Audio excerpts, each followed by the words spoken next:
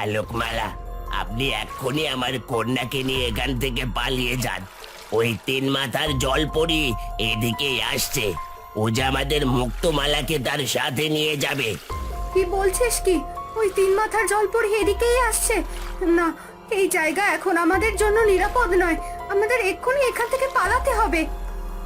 এরপর আলোকমালা তার নবজাতক কন্যাকে নিয়ে প্রাসাদ থেকে পালিয়ে যায়। এদিকে তিন মাথাওয়ালা জলপরি প্রাসাদে সে কাউকে দেখতে না পাওয়ায় সে ভীষণ রেগে যায়। কোথায় গেল ওই আলোকমালা? নিশ্চয়ই মেয়েকে নিয়ে পালিয়েছে। পালিয়ে যাবি কোথায় আলোকমালা? এই মোহিনীর হাত থেকে তোর রক্ষা নেই। আমি তোর কন্যাকে বলি দিয়েই ছাড়বো। তোর কন্যাকে বলি দিতে পারলে আমি হব চির অমর।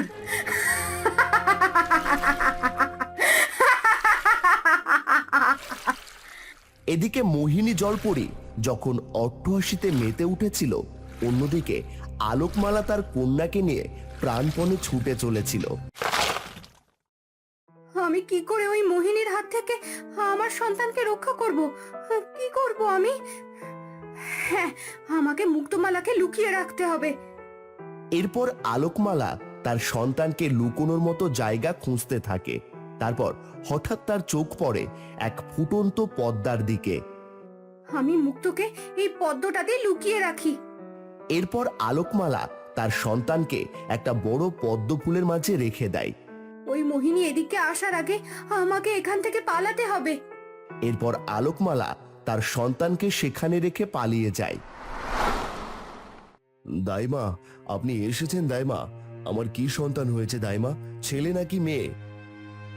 বিনোদ বাবা, তোর মেয়ে হয়েছে, কিন্তু তোর মেয়ে যে সারা শব্দ দিচ্ছে নে। তোর মেয়ে যে মৃত জন্মেছে রে বাবা। কি সব বলছেন দাইমা? আমার মরা মেয়ে হয়েছে?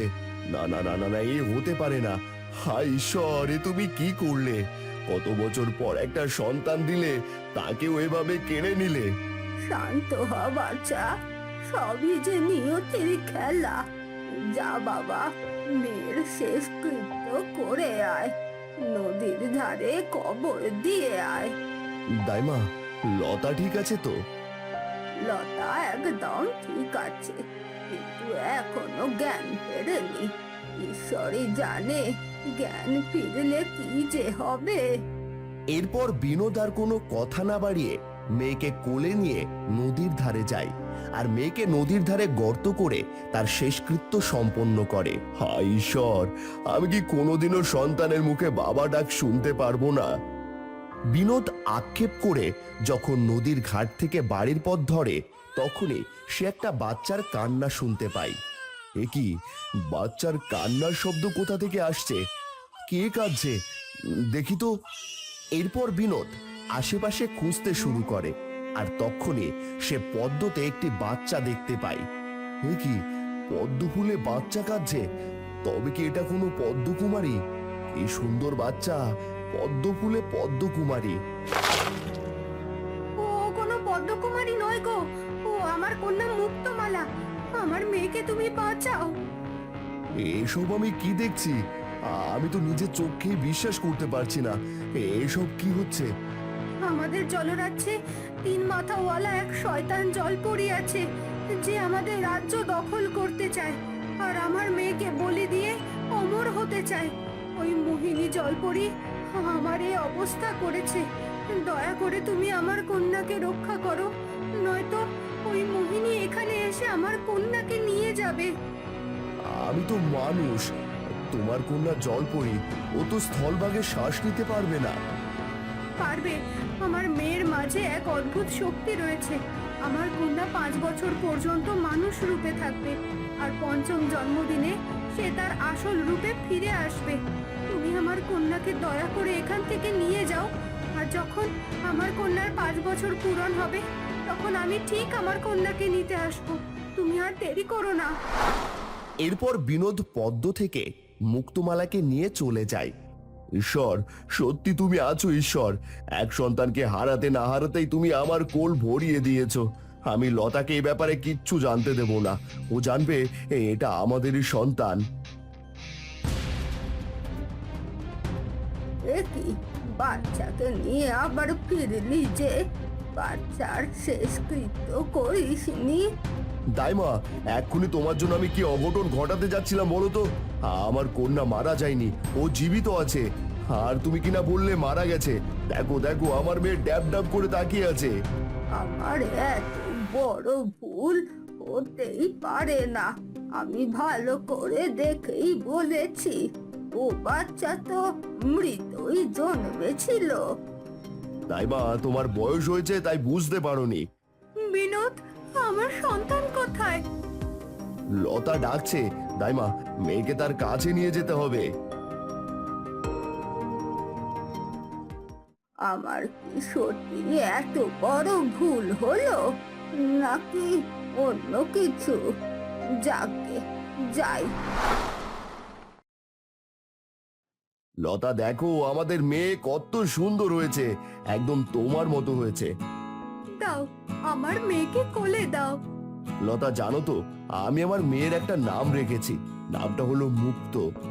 অনেক সুন্দর নাম। তবে আজ থেকে আমার কন্যার নাম মুক্ত। লতার বিনোদ মুক্তমালাকে খুব ভালোবাসতো। এভাবেই তাদের আদর যত্ন ভালোবাসায় ধীরে ধীরে মুক্তমালা বড় হতে থাকে।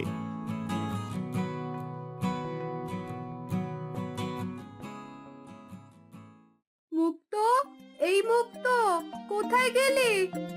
কি বাড়ির কোথাও তো মুক্ত নেই। এই মেয়েটাকে নিয়ে আর পারি না বাপু, সারাক্ষণ শুধু টো টো করে ঘুরে বেড়ায়। আজ আসুক একবার বাড়ি। মা, দেখো আমি আজ বড়শি দিয়ে কত মাছ ধরেছি। তা মা, তুমি কাকে বকছিলে গো? নিজের ছায়াকে? আগে না, আমি তোকে মনে করে পুরো পাড়ার 14 গোষ্ঠী উদ্ধার করেছি। বাহ, ভালোই তো মাছ ধরেছিস। সে তো আমাকে ধরতেই হবে। জেলের মেয়ে আমি, আমাকে সব কাজ থেকে পারদর্শী হতে হবে।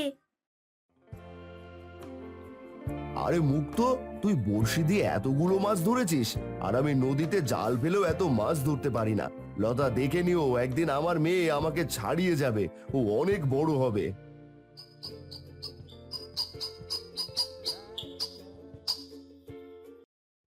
ওগো, দুদিন পর তো মুক্তর 5 বছর পূরণ হবে। মুক্তকে কিন্তু ভালো একটা জামা দিতে হবে। কি গো, তোমার মুখটা এমন কালো হয়ে গেল কেন? দুদিন পর যে আমাদের মেয়ে আর থাকবে না, ও যে ওর আসল রূপে ফিরে আসবে। কি গো, কি ভাবছো? ও ও কিছু না, চলো তো, খুব খিদে পেয়েছে।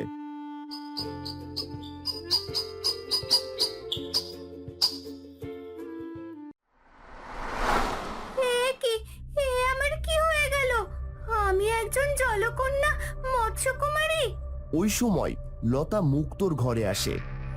কি, এটা তো একটা মৎস্যকুমারী। আমাদের ঘরে কি করে এলো? নিশ্চয়ই বিনোদ সমুদ্র থেকে ধরে এনেছে।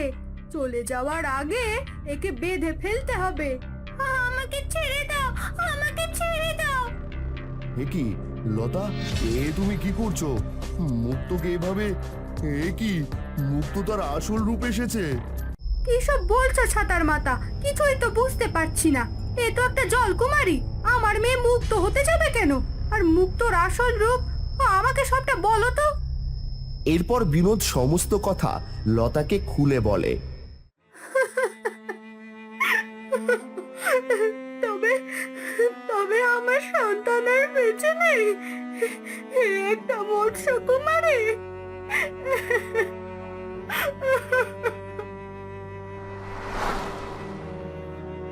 হ্যাঁ, বিনোদ যা বলছে একদম ঠিক বলছে। মুক্ত আমার মেয়ে। বিনোদ, জলরাজ্যের সকল বিপদ কেটে গেছে। আমি আমার কন্যাকে নিয়ে যেতে এসেছি। আমার মেয়েই পারবে মোহিনী জলপরীকে হত্যা করতে। না, আমি বাবা মাকে ছেড়ে কোথাও যাব না। মারে, তুই এখানে থাকতে পারবি না।